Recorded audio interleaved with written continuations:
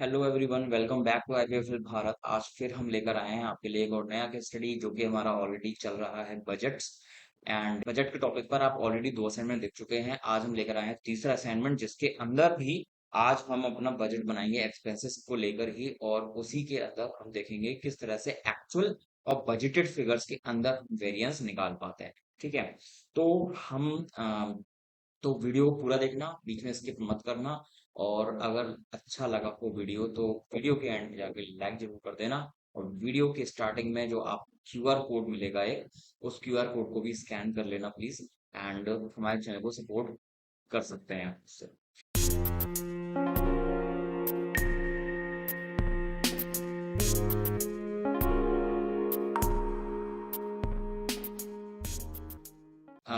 Company creation window आपके सामने already खुला हुआ है। कंपनी क्रिएट कर लेते हैं यहाँ पर, जो कि हमें बताई हुई है असाइनमेंट के नाम से ही कर लेते हैं, बजट असाइनमेंट नंबर 3।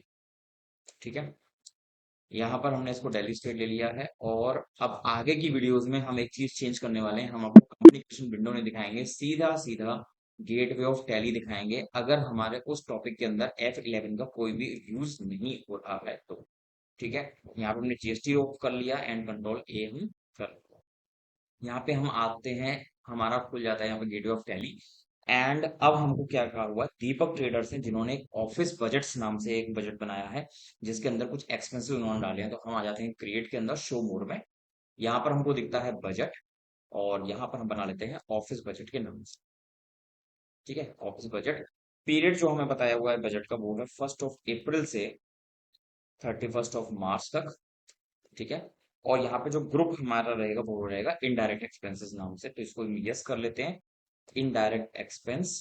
एंड ये रहेगा क्लोजिंग बैलेंस पर। और ये हमें जो अमाउंट बता रखी है वो है बाइफरकेटेड, 1,50,000, 40,000, 30,000। तो हम इसको टोटल कर लेते हैं, 1,00,000 यहाँ पे हो गया, 1,90,000, और 1,90,000 और 30,000, 2,20,000 रुपए का हमारा ये टोटल एक्सपेंसेस जो इनडायरेक्ट वाले हैं उसका बजट है। और अब लेजर को यूज करके हम यहाँ पर लेजर बना लेते हैं, जो जो हमें बताए हुए हैं।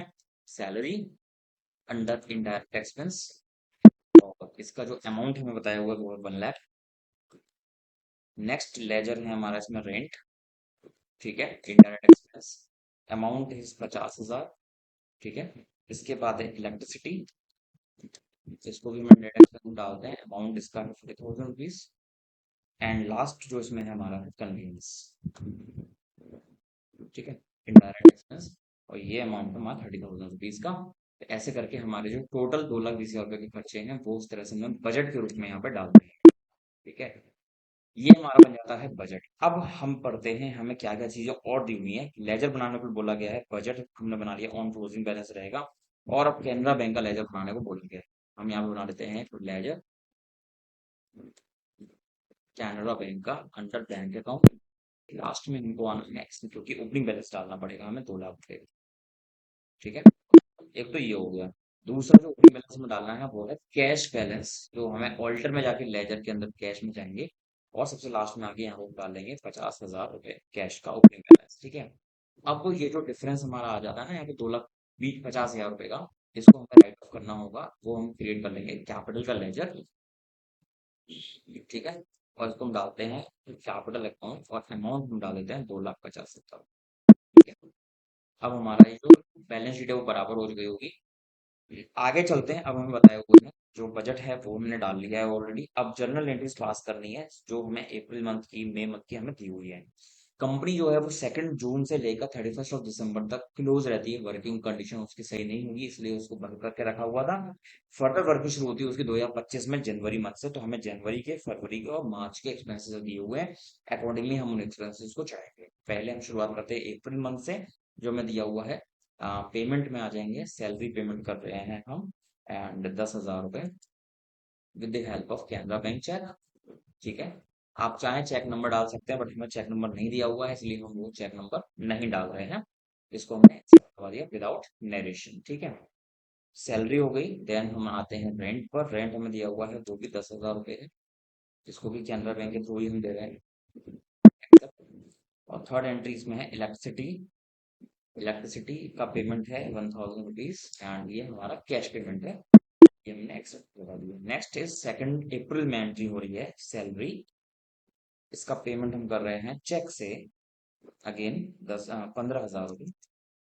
ठीक है, कैनरा बैंक। उसके बाद में हमारा है कन्वीनियंस। कन्वीनियंस का अमाउंट है 10,000 रुपये। ये हम दे रहे हैं कैश। कैश आ रही है, एक्सेप्ट। यहाँ पर हमारी अप्रैल की सारी एंट्रीज डन हो जाती हैं। अब आप आ जाइए फर्स्ट मई में। मई की एंट्रीज करते हैं। सबसे पहले हम दे रहे हैं सैलरी।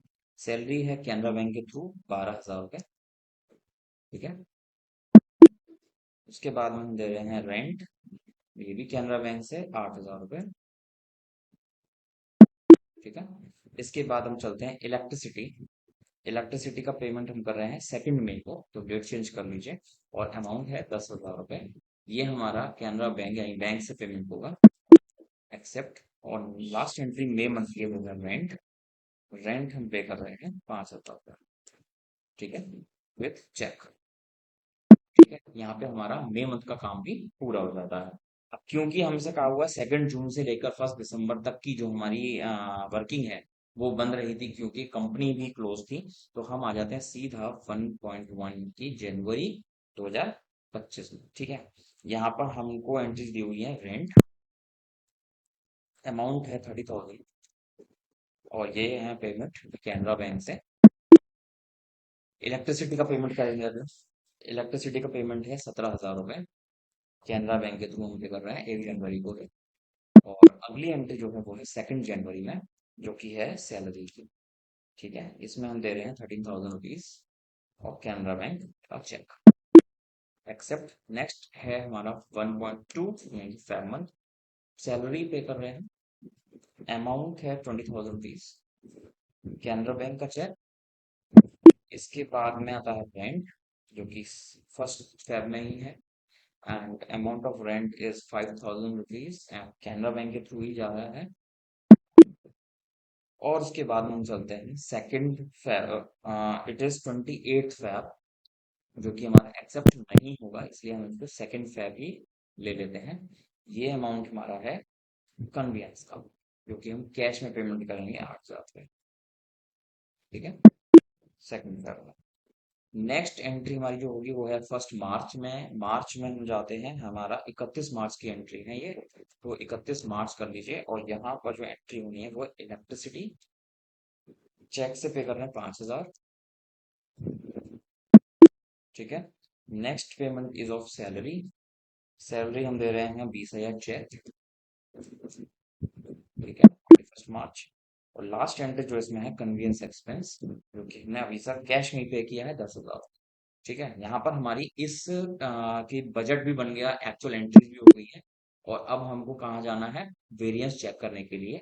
प्रॉफिट एंड लॉस में आ जाओ और यहाँ पे नेट एक्सपेंस ओपन कर लो। सारे एक्सपेंसेस के एक्चुअल अमाउंट आपको दिख रहे हैं इस वक्त। और इसको अगर आपको दिखाना है बजट फिगर के कंपैरिजन में, F10 प्रेस करते हैं, ऑफिस बजट ओपन कर लो। और यहाँ पर आपको दिखा रहा है कन्वीनियंस जो आपने अब तक पेमेंट किया है वो 30,000 रुपीज का बजट था। एक्चुअल में 28,000 रुपये आपका पेमेंट हुआ है, 2,000 आपको बच गया बजट के हिसाब से। इलेक्ट्रिसिटी 40,000 रुपये का बजट बनाया था, 33,000 रुपये गई है बस, 7,000 रुपये इसमें भी आपके बच गए। रेंट 50,000 का बजट बनाया था, जिसमें कि 8,000 रुपये एक्स्ट्रा उसमें जा चुके हैं। तो 58,000 रुपये की एंट्री हो चुकी है और 8,000 रुपये नेगेटिव में जा रहा है। यानी कि आप 8,000 रुपये ऊपर चले गए हैं, ज्यादा खर्चा कर दिया है। और वहीं सैलरी की बात करें तो 1 लाख का बजट बनाया था, 90,000 रुपये की आपकी एक्चुअल सैलरी पे हुई है और 10,000 रुपये का आपका अभी भी बजट है, आप एक्सपेंस कर सकते हैं। बट ओवरऑल अगर देखा जाए तो हमारा बजट था 2,20,000 रुपये का, और हमारा 2,09,000 रुपये इसमें खर्च हुआ है कि 95% अमाउंट हमारा इसमें खर्च हुआ है। 11,000 रुपये अभी भी हमारे बजट फिगर के हिसाब से बच रहा है, जिसको हम अभी स्पेंड कर सकते हैं। तो अगर आप इंडिविजुअली देखना चाहते हो बजट के वेरिएंस को, तो इंडिविजुअली देख सकते हो, जिसमें आप कंट्रोल कर सकते हो अपने एक्सपेंसेस को। बट अगर आप लमसम देखोगे कि आपका टोटल बजटिंग फिगर जो था वो 2,20,000 रुपये था, जिसमें से आपने अभी बचा दिए हैं 2,09,000 रुपये में खर्च करके 11,000 रुपये आपने बचा दिए हैं। तो यहाँ पर इस तरह से आप अभी प्रॉफिट में चल रहे हैं, फायदे में चल रहे हैं कि आपका अभी 11,000 आपके प्रॉफिट में है बजट के हिसाब से। तो बजट जब हम बनाते हैं तो हम क्या करते हैं, एक अमाउंट एक्स्ट्रा रख लेते हैं साइड में कि ये अमाउंट है जिसमें से हमें खर्चा करना है, बाकी अमाउंट हमारा सेविंग्स में जाएगा। उसके अकॉर्डिंग हम अपना खर्चा करते हैं, और जैसे ही हमारा कोई अमाउंट बचता है, जैसे इसमें 11,000 रुपये बच रहा है, उसको भी हम सेविंग्स में ऐड कर देते हैं, और अगले महीने हम उसको या अगले साल हम उसको अपना यूज कर सकते हैं, या फिर अपना सेविंग्स में या प्रॉफिट में ऐड कर सकते हैं। तो ये था हमारा बजट का एक और असाइनमेंट, असाइनमेंट नंबर 3। अभी और बजट के असाइनमेंट ही आना है, बट उसमें ट्विस्ट ये हो जाएगा कि हम बजट ना करके, केवल बजट ना करके, हम उसमें कॉस्ट सेंटर का यूज भी करेंगे और उसी के अकॉर्डिंग आपका इसमें काम होगा। कॉस्ट सेंटर के यूज के साथ साथ हम इसमें बजट भी बनाएंगे। तो आगे की वीडियोस के लिए भी हमारे साथ बने रहें, और ये वीडियो जो है वो आपको एक अच्छा लगा हो तो प्लीज लाइक जरूर कर देना, और चैनल को सब्सक्राइब करे बगैर चैनल से एग्जिट मत करना। एंड प्लीज चैनल को सपोर्ट जरूर करिए। जो स्टार्टिंग में आपको क्यूआर कोड दिखा था, उस क्यूआर कोड पे स्कैन करिए और हमारे चैनल को आप सपोर्ट करिए, जिससे कि हम भी आगे बढ़ पाएं और आपके लिए भी हम नए नए वीडियोस और लेकर आ पाएं और मोटिवेशन हमको मिले न्यू वीडियोस लाने के लिए। चलिए चलते हैं, फिर एक नया वीडियो जल्दी ही लेकर आएंगे। तब तक thanks for watching, goodbye and see you soon.